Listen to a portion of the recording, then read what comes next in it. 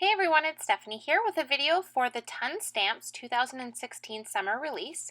In today's video, I'm going to be using the new Always Cherry Blossom stamp set to create a card using one of my kind of favorite techniques right now, where I stamp with regular Tuxedo Memento black ink so that I can do coloring with Copic markers, and then I'm going to re-emboss over the image when I'm done so that I have the outline actually embossed versus just black ink. So to start my card, I just went ahead and I positioned my piece of cardstock into my MISTI. This is a 4 1/4 by 5.5 inch piece of cardstock. I am going to trim this down eventually when I'm done with all of the stamping and embossing, but I wanted to leave it full size so I had the full area to work on for my card design. And you can see here, I've never used this stamp before, so I'm just going ahead and prepping it with the palm of my hand. If you find that you have clear stamps, especially new ones that haven't seen ink yet, and they're not stamping as clear as you want them to, just kind of rub the palm of your hand over that whole stamp surface, and it will help the ink to kind of cling to the stamp better, and you'll definitely get a way better stamped image.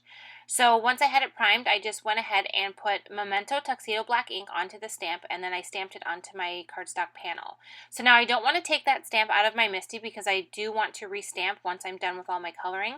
So I just took the panel out and I set my MISTI aside so I can go ahead and color in my images.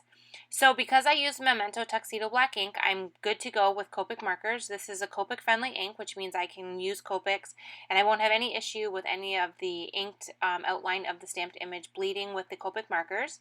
So I'm just going ahead now and using some greens here for the leaves to start the coloring. So I'm using some lime colored greens and I'm going ahead and doing all of the leaves in total with this lightest color first. I am going to go in with a darker color once I get all the lighter color finished, just to kind of add some definition and shading to the leaves. And I am going to speed this up quite a bit just so that I can kind of leave most of the coloring in. I don't leave all of it in just because there is so much, but I leave kind of the basic idea of what I'm doing to get this image colored. So like I said, for the leaves, I just went ahead and did the lightest color of green first on all of the leaf areas. And now I'm taking this darker color, and I actually use a few different shades of green just to kind of get a nice variation. And I went ahead and did all of those leaf images and added the ink until I had the shading that I wanted. And now I'm taking a brown ink and adding that to the branch area. I only use 2 browns. Usually when I do shading and blending with various colors, I like to use 3. It just gives a nice contrast with the 3 different colors. But since this branch is a pretty small area, we don't need that much color, so I just went ahead and used 2. And now I'm moving on to the flowers in the stamp set. And I love this image here. It's nice and big. You don't have to put a lot of thought into the kind of the design you're stamping because this image covers a pretty big area on the card front.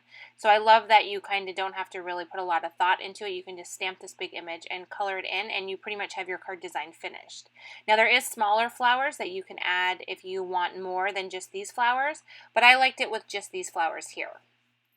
So I used aqua colors to color in the flowers, even though these color flowers probably don't even exist, but I really like the look of aqua with the green for the leaves. But because it was a little bit similarly colored, I decided to add a little bit of pink into the inside petals of the flower. So you can kind of see I added that light R20 color just onto the inside just to kind of give those flowers a little bit more dimension and add a touch more color than just the greens and the blues that I've been using. And then to finish off this image, I took a very light cool gray Copic marker and went around the whole outside area of the leaves and the flowers, the whole entire image. And then I took my colorless blender and kind of went around the edge of the gray area that I had colored just to kind of soften it and even it out and kind of blend it into the white background.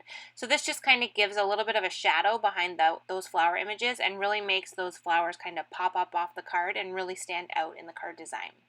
So now comes the part that I like to do. I like to restamp on this, so I'm just taking my Versamark ink. This is just a clear sticky ink for embossing, and I did treat the surface with my magic powder bag first just to make sure I didn't have any wet areas from my Copic coloring. And I stamped this directly over top of that same image again. And right now you can't really see anything because it's just a clear ink, so you can't even tell that I've restamped it.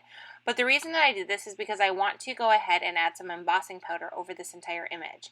So once I emboss it, you're not going to see any of those black outlines that you can see right now. That memento is going to kind of disappear into the background.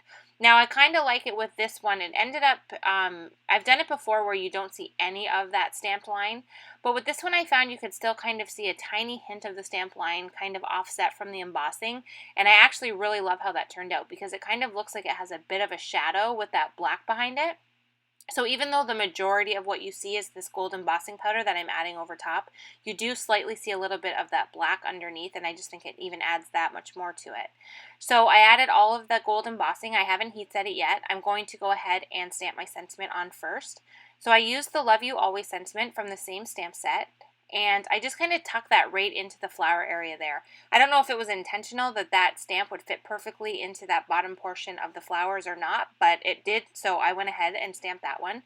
And then I heat set it off camera. So you can see here I have this great shiny embossed outline on all of these flowers and on the sentiment instead of just the boring black ink line that we started with. And then to finish off the card, I just cut down the panel and added it to a top folding white card base. I added a strip of gold glitter cardstock to the edge, as well as a black and white striped piece of pattern paper. And then I just added some clear sequins scattered around the card front and filled the centers of those sequins with some gold stickles. And that's going to finish the card for today. So thank you so much for watching. I hope you enjoyed this video, and I will see you in the next one.